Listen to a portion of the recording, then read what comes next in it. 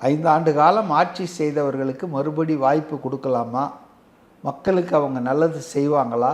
இல்லை அவங்க சரியாக ஆட்சி பண்ணலை, அவங்கள வீட்டுக்கு அனுப்பலாமான்றதை முடிவு பண்ணுறதுக்கு தானே தேர்தல் நடக்குது. விஜயுடைய வாழ்க்கையை முடிவு பண்ணுறதுக்கு நடக்கலை. சட்டமன்ற தேர்தல் இன்றைக்கி இருக்கிற சூழலில் விவாதம் முடிவுகள் எப்படி மக்கள்கிட்ட வரோன்னா, கனிம வள கொள்ளை நடக்குது, மணல் கொள்ளை நடக்குது, பெண்களுக்கு பாதுகாப்பு இல்லை, தாழ்த்தப்பட்ட தலித் மக்கள் கொல்லப்படுவது தொடர்கிறது, அவர்களுக்கு எதிரான குற்றங்கள் அதிகரிச்சுட்டு வருது, ஊழல் எங்கிங்கனாதபடி எல்லா துறையிலையும் ஊழல் இருக்குது, எல்லா அமைச்சர்கள் மேலேயும் ஊழல் பட்டி, எத்தனை பேர் ஜெயிலுக்கு போவாங்க, எத்தனை பேர் வந்துட்டு தப்புவாங்கன்றதே தெரியாமல் இருக்குது.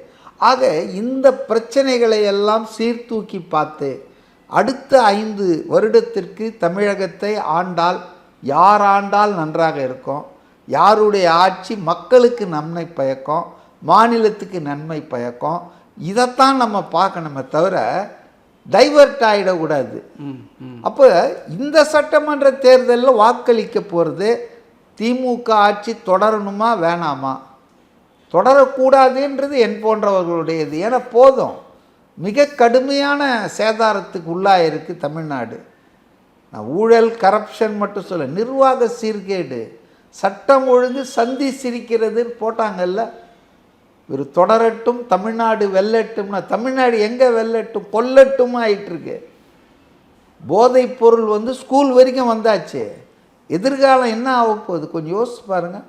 அதனால் நிலத்தடி நீர் போயிட்டுருக்கு. அது எதனால்? மணல் கொள்ளையால்.